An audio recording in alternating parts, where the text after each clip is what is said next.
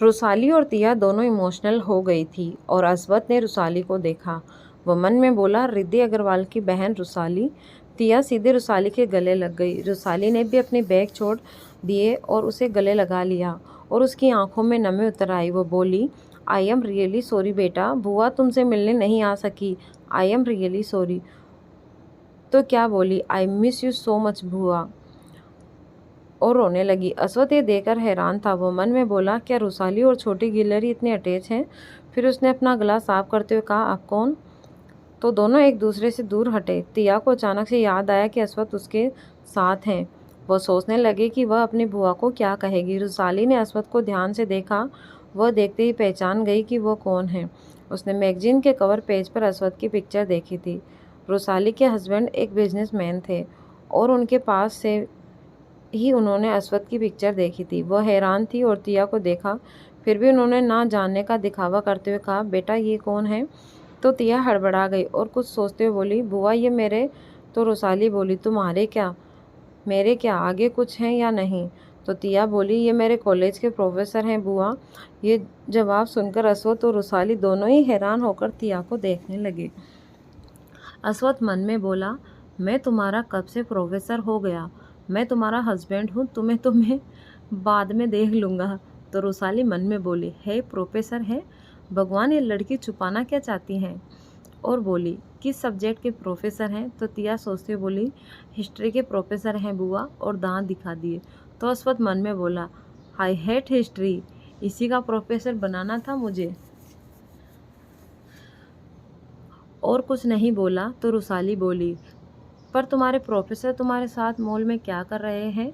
ये तो काफ़ी यंग दिखाई दे रहे हैं। क्या आजकल इतने यंग प्रोफेसर भी होते हैं? अस्वत रुसाली जी को घूर कर देखने लगा और मन में बोला, यंग दिखाई दे रहे हैं का क्या मतलब है? ये अभी सिर्फ 33 का ही हैं। तो तिया कुछ बोल ही नहीं पाई। फिर रुसाली हंसते हुए बोली, अरे मैं तो मजाक कर रही थी। घर पर सब ठीक है ना? अस्वत बोला, वो मेरे घर में रहती हैं। तो तिया और रुसाली दोनों चौंक गई। तिया जल्दी से बात संभालते हुए बोली, मैं बुआ पेइंग गेस्ट हूँ। तो रुसाली चिंता करते हुए बोली, कोका क्या तुम घर में नहीं रहती? क्या उस चुड़ैल माँ बेटी ने तुम्हें घर से निकाल दिया? तो तिया कुछ बोलती हुई कि रुसाली ने अंदाज़ा लगा लिया और गुस्से में बोली, मेरा श्राप लगेगा उन दोनों चुड़ैल माँ बेटी को और मेरे उस निकम्मे और गधे भाई को भी। वह लोग किसी काम के नहीं हैं। तीनों के तीनों बहुत गिरे हुए घटिया बदतमीज हैं।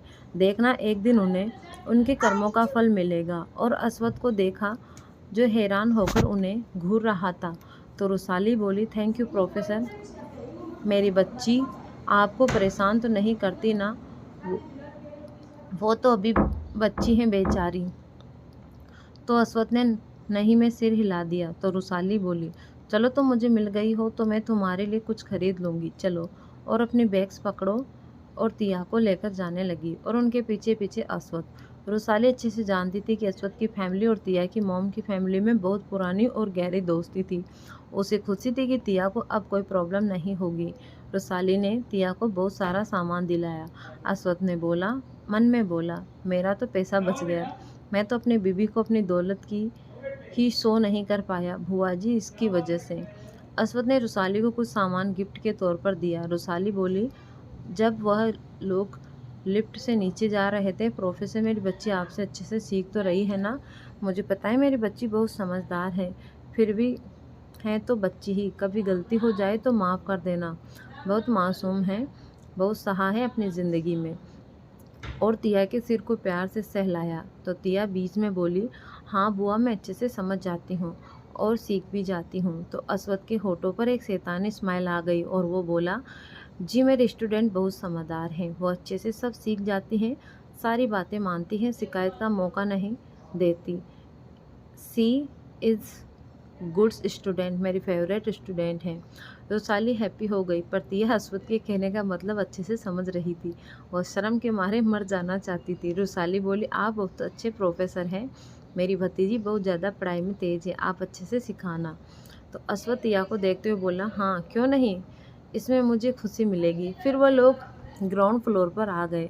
नंबर एक्सेस करने के बाद रुसाली चली गई। कार में बैठने के बाद अस्वत बोला, अच्छा बताओ मैंने तुम्हें क्या क्या सिखाया है? तो तिया चौंक गई। अस्वद खुद तिया को लेकर आया था। अस्वद तिया के फेस को अपनी तरफ करके उसके होठों पर एक हल्का किस करते हुए बोला, ये सिखाया है, आई एम राइट। तिया चुप थी। चुपचाप सही कह रहा था, यही तो सिखाया था उसने तिया को। अस्वद तिया का क्यूट सा फेस देखकर हंसने लगा। तिया उससे नाराज हो गई और मुंह फुला लिया। अस्वद ने कार स्टार्ट किया। एक हाथ से स्टीयरिंग हैंडल करते हुए दूसरे हाथ से तिया के हाथ को पकड़ा। तिया हाथ खींचने लगी तो अस्वद ने कसकर पकड़ लिया और बोला, नाराज क्यों हो रही हो? मैंने कुछ गलत थोड़ी ही कहा है। तो तिया बोली, आप मेरी बुआ के सामने आप मेरी, अगर उन्हें समझ आ जाता तो क्या करती मैं? आप तो बोले जा रहे थे लोग गलत कहते हैं, आप सिर्फ काम की ही बात करते हैं। आप ना, अस्वद बोला, तुमने झूठ क्यों बोला कि मैं तुम्हारा प्रोफेसर हूँ? I am not your professor, I am your hubby. तो तिया ने उसे घूर कर देखा तो अस्वद ने एक बटन दबाया जिससे कार की ऑटोमेटिक चलने का फीचर ऑन हो गया और चलने लगा। अस्वद ने अपनी सीट बेल्ट निकाली और तिया की सीट का बटन प्रेस किया जिससे चेयर पीछे की तरफ झुक गया और अस्वद तिया के ऊपर आ गया और उसका सीट बेल्ट निकाला। तिया हैरान नज़रों से उसे देख रही थी। अस्वद बोला, रात को मैं परेशान नहीं करूँगा, अभी रोकना मत। उस कार में बहुत सारे मॉडर्न टेक्नोलॉजी के फीचर थे। 1 घंटे बाद वे आर्यन पैलेस पहुंच गए थे। दोनों कार से बाहर आए। तिया अस्वद से नज़रें नहीं मिला रही थी। वो सीधे चली गई। अस्वद हंस पड़ा। वो सर्टिफाइड था। वह भी गया उसके पीछे पीछे अंदर आने, पर उसने अपनी बीवी को कोसते हुए सुना। तिया बोली, न जगह देखते हैं न लोग, कहीं भी बेशरम, कहीं भी। उफ, कौन कहता है कि ये अनरोमांटिक पर्सन है? सब गलत कहते हैं। तो अस्वद आया और पीछे से उसे पकड़कर बोला, तो तिया चौंक गई और अस्वद को देखने के लिए सिर घुमाया। अस्वद ने उसके होठों को किस कर लिया। तिया ने उसे घूर कर देखा। अस्वद बोला, so sweet, I love your lips. तिया हक्की बक्की रह गई। अस्वद बोला, चलो साथ में शावर लेते हैं। तो तिया अचानक से उचक कर दूर हट गई और बोली, नहीं, बिल्कुल भी नहीं, मैं अकेले नहा लूँगी। तो अस्वद ने उसे अपनी बाहों में उठा लिया और तिया बोली, सर। तो अस्वद बोला, चलो तुम्हें टीच करता हूँ, आखिर मैं तुम्हारा प्रोफेसर हूँ और आई विंग की। तो तिया बोली, वो? तो अस्वद बोला, क्या? तो तिया कुछ नहीं बोल पाई। वो बाथरूम के अंदर थे। लगभग आधे घंटे बाद बाथरूम का डोर ओपन हुआ। तिया बाथरूम पहनकर बाहर निकली। उसके चेहरे पर थकान साफ नजर आ रही थी। वो क्लोसेट रूम में चली गई। अस्वद टॉवेल पहने बाहर आया, जो अभी बहुत अनएनर्जेटिक लग रहा था और स्माइल कर रहा था। अस्वद की क्लोसेट रूम में गया। उसने तिया को देखा जो टेबल के सामने बैठी थी, ड्रेसिंग टेबल के सामने बैठी थी और उसकी आंखों में नींद से भारी हो रही थी। उसने हेयर ड्राई पकड़ रखा था और बार बार आंखें झपक रही थी। अस्वद ने उसके हाथ से हेयर ड्राई ले लिया और उसके बाल ड्राई करने लगा। तिया तो बैठे बैठे ही सो गई थी। उसकी हेयर ड्राई करने के बाद अस्वद ने उसे उठाकर बेड पर केयरफुली लिटा दिया और उसे ब्लैंकेट ओढ़ा दिया। उसके बाद खुद क्लोसेट रूम में अपने कपड़े पहनने चला गया। फिर कुछ देर बाद वह बाहर आया। उसे भी बहुत नींद आ रही थी। वह भी सो गया। इधर अयंस को उसके फ्रेंड समझा रहे थे। अयंस अपनी मासी से बहुत नाराज़ था। ओजन ने उसे तिया से दूर रहने की वार्निंग दी थी। वो बोला, सीरियसली वो मेरी सगी मासी हैं, मुझे यकीन नहीं होता। यह हो ही नहीं सकता भाई, मैं उनका भांजा हूँ, कोई सड़क साहब मजनू नहीं। फिर भी उन्होंने मुझे वार्निंग दे दी। मैं कोई प्ले बॉय नहीं हूँ। मैं सच में तिया को पसंद करता हूँ। आई लव हर। पर पता नहीं मेरी मासी मुझे तिया के साथ टाइम स्पेंड करने का मौका ही नहीं देती। आज तो उन्होंने मुझे डायरेक्टली वार्निंग दे दी। अब मैं कल तिया को प्रपोज करके रहूँगा, चाहे कुछ भी हो जाए। Yes, I do this. तो कबीर बोला, बट अंश, तुझे नहीं लगता तिया सिंगल होगी? अब भी मैं उसे देखता हूँ, ऐसा लगता है जैसे वो किसी के प्यार में पागल हैं। तो काव्य बोला, मुझे भी ऐसे ही लगता है।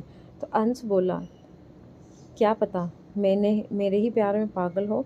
वैसे भी अव्यांश खन्ना से उसका ब्रेकअप हो चुका है और इस टाइम इस यूनिवर्सिटी का हैंडसम अंक मैं हूँ।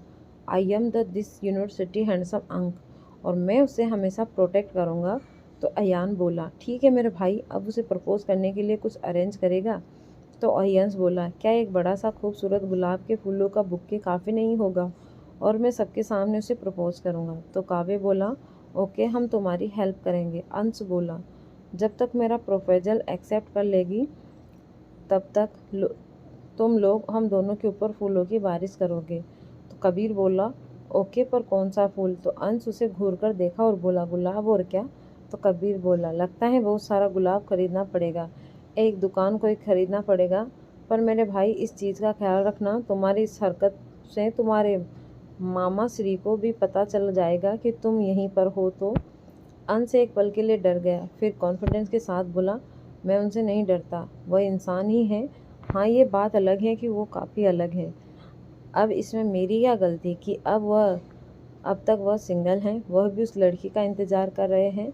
अब तक तो उस लड़की की शादी भी हो गई होगी, और वैसे भी वह तो उनसे बहुत छोटी भी होगी, वह क्यों उन्हें एक्सेप्ट करेंगी? तो काव्य बोला, ज़्यादा मत उछलो, तुम शायद भूल रहे हो तुम्हारे दोनों मामा कितने हैंडसम हैं, खासकर तुम्हारे बड़े वाले। इस बात का अलग ही है कि वह हमेशा सीरियस रहते हैं, फिर भी वो कितने हैंडसम लगते हैं। Is very handsome. उन पर कितनी सारी लड़कियां मरती हैं, यहाँ तक कि फिल्म सेलिब्रिटीज़ भी। तुम अपने मामा के सामने कुछ भी नहीं हो। अंश इस बात को झुठला नहीं सकता था कि अश्वथ और आदित्य कितने हैंडसम थे। और तो और उनके ग्रुप में तो सिंगल और हैंडसम लोग भी शामिल थे। ऐसा लगता था जैसे वह एक खूबसूरत लड़के वाले ग्रुप को जब वह लोग एक साथ निकलते हैं, ऐसा लगता था जैसे दुनिया के सारे हैंडसम आदमी एक साथ रैंप वॉक पर निकले हो। अंश ने कुछ नहीं कहा, वो तो बस सुबह होने का वेट कर रहा था। उसे बिल्कुल पता नहीं था कि सुबह उसकी ज़िंदगी बदलने वाली है। अहान ने अंश के बारे में अश्वथ को रात को ही इन्फॉर्मेशन भेज दिया था, और ये भी बताया था कि वह लड़का मिसेज आर्यन को पसंद करता है, और तो और शायद किसी दिन प्रपोज भी कर देगा। हालांकि यह मेल अश्वथ ने सुबह देखा। वह अंश को देखकर हैरान था। उसे पता ही नहीं था कि उसका भांजा भी उसी की यूनिवर्सिटी में ट्रांसफ़र होकर आया है। वह मन में बोला, पहले मेरी बहन छुप कर रह रही थी, अब यह, और इसकी हिम्मत तो देखो, मेरी बीवी के पीछे पड़ा हुआ है। कोई बात नहीं बेटा, तुम्हें तो मैं आज देख लूँगा। ये गलत बात है, तुम तो अपनी मामी पर लाइन मार रहे हो। अश्वथ डाइनिंग टेबल पर बैठकर अपने फ़ोन पर मेल चेक कर रहा था। तिया और बाकी सब लोग ब्रेकफास्ट कर रहे थे। ब्रेकफास्ट करने के बाद जब तिया कॉलेज जाने के लिए ओजल के साथ जाने लगी तो अश्वथ बोला, आज मैं तुम लोगों को कॉलेज ड्रॉप कर देता हूँ। तो सब लोग उसे हैरान होकर देखने लगे। अश्वथ ने कुछ नहीं कहा। ओजल मन में बोली, चलो भाई, आज अंश की बैंड बजाते हैं, और हंसते हुए बोली, क्यों नहीं भाई, ज़रूर, आपके लिए एक सरप्राइज़ भी है, कोई स्पेशल इंसान वहाँ है। अश्वथ समझ गया कि ओजल अंश की बात कर रही है। ये बात सबको पता थी। ओजल और अंश एक दूसरे से चिढ़ते थे। अश्वथ बोला, ओके। फिर वह लोग चले गए। अंश ने तिया को मैसेज किया था कि वह उसे कॉलेज गेट के पास मिलेगा। तिया डर रही थी, पता नहीं अंश क्या चाहता था। वह लोग कॉलेज पहुंच गए। तिया परेशान थी और वहीं ओजल अच्छे मूड में थी। ओजल ने पूरी प्लानिंग कर रखी थी कि आज तो अंश की बैंड बजाकर रहेगी। वह मन ही मन खुश हो रही थी। अश्वथ भी प्लानिंग कर रहा था अपने भांजे की अकल ठिकाने लगाने की। वह लोग कॉलेज के एंट्रेंस के पास पहुंचे। अश्वथ ने उन्हें कुछ दूर पर छोड़ा था। अंश उन्हें बहुत बड़ा रोज का बुके लिए खड़ा मिला। तिया की तो डर के मारे दिल एक्सप्लोड होने वाला था। वो मन में बोली, हे भगवान, मुझे किस सिचुएशन में डाल दिया है, अब मैं इस आदमी का क्या करूं, यह तो मेरे पीछे ही पड़ गया है। वहीं ओजल ने तिरछी निगाहों से पीछे की ओर देखा। अश्वथ आ रहा था। ओजल खुश हो गई। अंश बोला, हे। वो थोड़ा नर्वस था। उसने खुद को शांत किया। उससे पहले वह कुछ रिएक्ट कर पाता, अश्वथ लंबे कदमों के साथ वहां पहुंच गया। उस टाइम एंट्रेंस पर कोई नहीं था, सब लोग अंदर थे। अंश ने अश्वथ को देखा। उसके पैरों तले जमीन खिसक गई। वह आंखें फाड़कर अश्वथ को देखने लगा। अश्वथ बिल्कुल पहले जैसा ही था, हैंडसम, एरोगेंट, बिना एक्सप्रेशन के, और इस टाइम तो वो बहुत कोल्डली अंश को देख रहा था। अंश को ऐसा लग रहा था जैसे कोई उसके सीने से दिल निकाल रहा हो। वहाँ का माहौल अचानक से टेंशन से भर गया। तो तिया अच्छे से महसूस कर पा रही थी। ओजल बोली, भाई देखो ना, हमारा भांजा भी यहीं पर पड़ता है, हमसे छिपकर रह रहा है। तिया ने जब ये सुना तो उसका मुंह शौक में खुला रह गया, और खुला का खुला रह गया। वह मन में बोली, भांजा, हे भगवान, सब यही बस यही जानना बाकी रह गया था। अब क्या कोई और रिश्तेदार भी बचा है? पहले ओझल, अब अय्यंस। और अपना मुंह बंद किया। अश्वत्थ बोला, देख रहा हूँ मैं भी कि मेरा भांजा कितना लापरवाह है, जो मुझसे छिप रहा है। तो अंश से कुछ बोलते नहीं बना। ओझल बोली, वैसे आज अंश तुम किसके लिए इतना बड़ा रोज का बुके पकड़कर यहाँ पर खड़े हो? क्या किसी को प्रपोज करने वाले हो?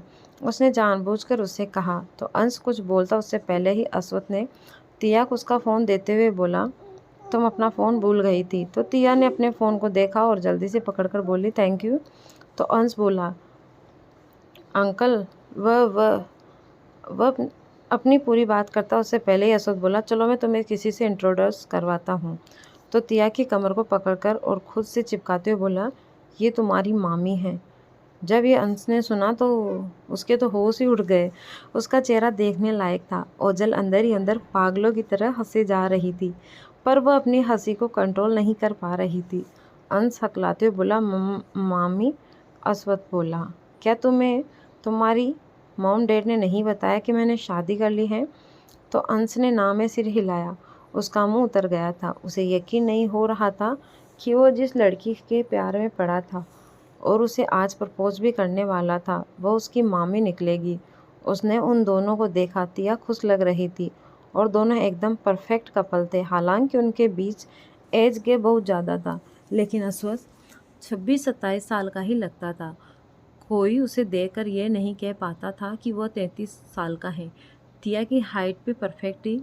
हालांकि वह खूबसूरत थी, मगर वह 23 साल की नहीं, 18-19 साल की नजर आती थी। वह बहुत यंग थी। वह कुछ नहीं कह पाया और अपने बुके दोनों को देते हुए बोला, कॉन्ग्रेचुलेसन बोथ ऑफ यू। अश्वत्थ ने यह बुके पकड़ लिए और बोला, चलो तुम्हें पता है कि अपने बड़ों के साथ कैसा बिहेव करते हैं। अंश कुछ नहीं बोल पाया। उसका दिल टूट गया था। वह मन में बोला, मेरी मामी, वह भी इतनी छोटी। क्या मेरे मामा को एक यही लड़की मिली थी?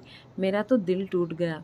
और ओझल को देखा जो उसका पूरा मज़ा ले रही थी और मन में बोला, अच्छा तो ये बात थी, इसीलिए ये मुझे वार्न कर रही थी। मैं ही गधा था, मेरी अक्ल पर पत्थर पड़ गए थे। और ज़बरदस्ती मुस्कुराते हुए बोला, आई एम सॉरी, मुझे पता नहीं था कि तुम मेरी मामी हो। तो अश्वत्थ बीच में बोला, भले ही वो तुमसे छोटे हैं, मगर तुम उसे तुम नहीं कह सकते। तो अंश बोला, सॉरी, आप मेरी मामी हैं, पता नहीं था। तिया को समझ नहीं आ रहा था अश्वत्थ किस बात पर अंश पर नाराज हो रहा था। आखिर वो उसका भांजा था। फिलहाल उसने ज़्यादा ध्यान नहीं दिया। ओझल बोली, ओके देन, तो हम चलते हैं भाई। तो अश्वत्थ बोला, ओके, और झुककर तिया को किस किया।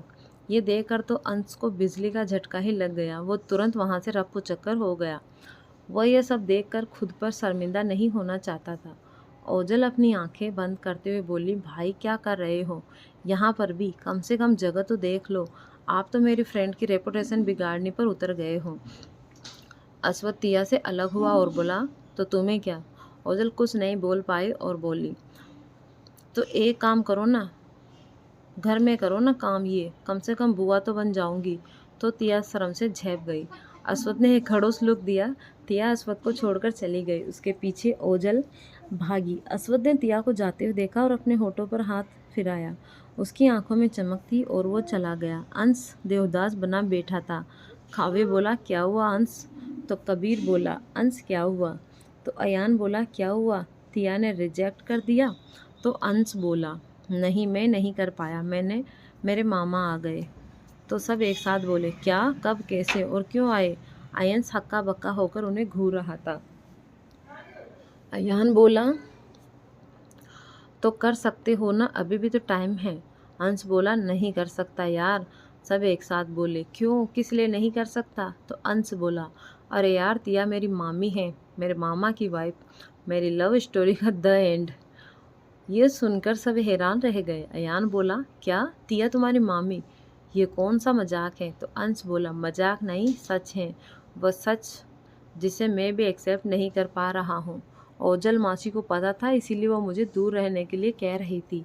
वो मेरी हालत पर हंस रही थी। उन्होंने मेरे सामने ही तिया को किस किया, वो भी मेरे दिल को जलाने के लिए किस।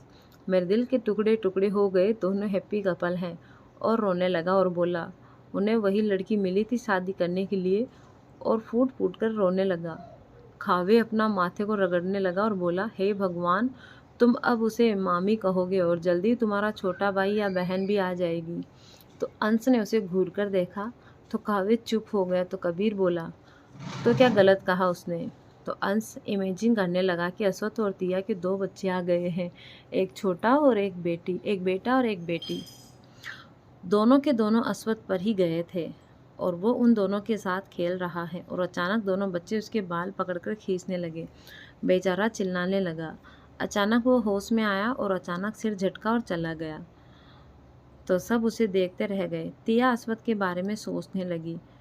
वह उसके आज के बिहेवियर से परेशान थी। उसे पता था अश्वत्थ उसके लिए पॉजिटिव था, पर इतना होगा उसने नहीं सोचा था। वह सोच रही थी अश्वत्थ ने कभी भी उसे खुद से दूर नहीं किया था।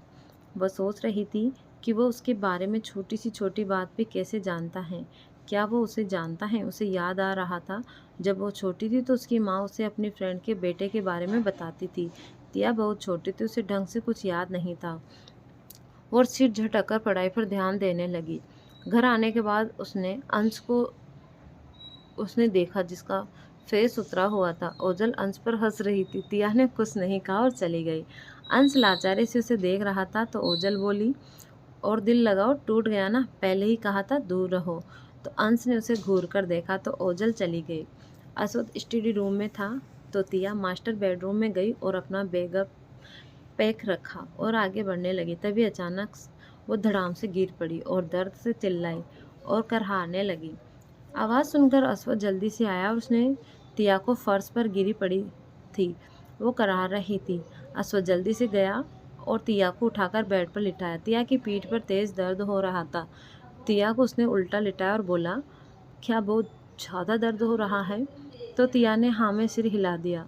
अश्वत्थ जल्दी से ऑइंटमेंट लेकर आया। तिया दर्द से तड़प रही थी। अश्वत्थ ने तिया के टी शर्ट को ऊपर किया और ऑइंटमेंट लेकर बोला, कहाँ पेन हो रहा है? तो तिया बोली, कमर पे। तो अश्वत्थ लगाने लगा। उसने देखा काम नहीं किया था कभी, जिसकी वजह से तिया को पेन हो रहा था। तिया को करारते देख वह ध्यान से नजाकत के साथ ऑइंटमेंट लगाने लगा और बोला, अब ठीक है? तो तिया बोली, असद बोला, तुम गिर कैसे गई? तो तिया बोली, मेरा आज ध्यान नहीं है, कॉलेज में भी गिरते गिरते बची हूँ। तो असद बोला, अपना ध्यान रखो छोटी गिलेरी, तुमने डरा ही दिया था और कहीं। तो तिया ने नाम में सिर हिलाया। तो अश्वत्थ ने उसे टी शर्ट को ठीक किया और उसके सीधे लेटने में हेल्प की और उसके कमर के नीचे सॉफ्ट पिलो रख दिया और बोला, आराम करो। तो तिया ने हाँ में सिर हिलाया और आंख बंद कर ली। अश्वत्थ बाथरूम में चला गया और तिया के लिए पानी गर्म करके बाथ टब में भर दिया ताकि थोड़ा रिलैक्स फील करने के बाद तिया नहा ले, और उसके लिए सब रेडी कर दिया और नीचे आया और किचन में गया जहाँ डिनर बन रहा था। आज ओरियन और मिराज खाना बना रहे थे। अश्वत्थ ने जूसर निकाला और रेफ्रिजरेटर से ऑरेंज निकाला और छिलने लगा। तो मिराज बोला, क्या हुआ? बड़े दिनों बाद यहाँ इस पवित्र स्थान में दर्शन दे रहे हो? तो अश्वत्थ बोला, छोटी गिलोरी फ्लोर पर गिर गई है, उसके लिए जूस बना रहा हूँ। तो मिराज बोला, हे सच में, या फिर तुम दोनों के बेड एक्सरसाइज की वजह से बेड ही टूट गया? तो अश्वत्थ ने उन्हें घूर कर देखा तो मिराज बोला, जस्ट किडिंग, और अजीब तरीके से हंसने लगा। अश्वत्थ ने जूस बनाया और ले गया। तिया तब तक नहाकर बेड पर बैठी थी और स्टडी कर रही थी। अश्वत्थ जूस का गिलास देते हुए बोला, जूस पी लो। तिया ने गिलास पकड़ा और पीने के बाद बोली, आपके और भी रिश्तेदार उस कॉलेज में हैं क्या? तो अश्वत्थ ने तिया को देखा। तिया ने सिर झुका लिया। अश्वत्थ बोला, और नहीं है। अब तुम्हारी कमर ठीक है ना, या फिर हम डॉक्टर के पास चलें? तो तिया बोली, हाँ ठीक है, उसकी ज़रूरत नहीं है। तो अश्वत्थ बोला, तुम अब भी वीक हो। तो तिया ने मुंह बना लिया। अश्वत्थ हंसते हुए बोला, सिल्ली गर्ल। तो तिया का फेस उठाया और उसके करीब गया और बोला, मैं तुम्हारा प्रोफेसर हूँ ना, चलो एक लेसन टीच करवाता हूँ। तिया आंखें फाड़ कर उसे देखने लगी। अश्वत्थ प्रोफेसर वाली बात करके उसे चिढ़ा रहा था। अश्वत्थ ने तिया का बुक साइड में रखा और तिया को फ्रेंच किस करने लगा। तिया को फील हुआ कि अश्वत्थ उसे खा ही जाएगा। उसने अपनी आंखें बंद कर ली और असद की पीठ पर उसके हाथ अपने आप चलने लगे। कुछ पल बीते ही थे कि अंश डोर खोलकर आ गया। उसने नहीं देखा था, वो बोला, मामा डिनर रेडी है। और देखा, उसके तो होश ही उड़ गए। उसे ओजल ने यही दिखाने के लिए जानबूझकर भेजा था। उसे ओजल पर गुस्सा आ रहा था, वो वहाँ से जाने लगा। तिया ने अस्वद को खुद से अलग किया। अस्वद अलग नहीं होना चाहता था। तिया को बहुत शर्मिंदगी महसूस हो रही थी। आज अंश ने भी उन्हें देख लिया था। हालांकि वो बस किसी कर रहे थे। तिया बोले, अंश आया है, अब बस भी गई। वो भी बोल पाई थी। अस्वद ने अंश को देखा, उसका मूड खराब हो गया था। वो बोला, डोर नॉक करने में मैनर्स नहीं है? तो अंश बोला, सॉरी मामा, और भाग गया। तो अस्वद बोला, लो चला गया, अब हमें कोई डिस्टर्ब नहीं करेगा। और तिया की कमर को पकड़ा तो तिया के मुंह से आह निकली। तो अस्वद ने जल्दी से हाथ हटाया और बोला, क्या हुआ? तो तिया बोली, कर क्या रहे थे सर? तो अस्वद बोला, सॉरी, और तिया के होठों को किस कर लिया और बोला, चलो डिनर करने के लिए? तिया बोली, हाँ, और अस्वद के कॉलर को पकड़कर अपने पास खींचा और अपने होठ उसके होठों पर रख दिया। अस्वद शौक था। फिर उसे समझ आया कि तिया उसके साथ इनिमेट होना चाहती है, तो उसने भी मना नहीं किया, पर उसे तिया की कमर की टेंशन हो रही थी। वो आगे नहीं बढ़ा और बस किस करके उसे दूर होते हुए बोला, तुम्हें प्रॉब्लम होगी, तुम्हारी कमर ठीक हो जाए फिर। और तिया की नाइट शर्ट के बटन लगा दिए। तिया को अस्वद से दिन ब दिन ज़्यादा प्यार हो रहा था। दोनों ने एक दूसरे को ठीक किया और डिनर के लिए नीचे चले गए। सब लोग उनका ही वेट कर रहे थे। अंश तो उन्हें देख ही भी नहीं रहा था, क्योंकि उसने उन दोनों को किस करते हुए देखा था। उससे बहुत एम्बरेसमेंट फील हो रहा था। दोनों आकर खाना खाने के लिए बैठ गए। अंश कनखियों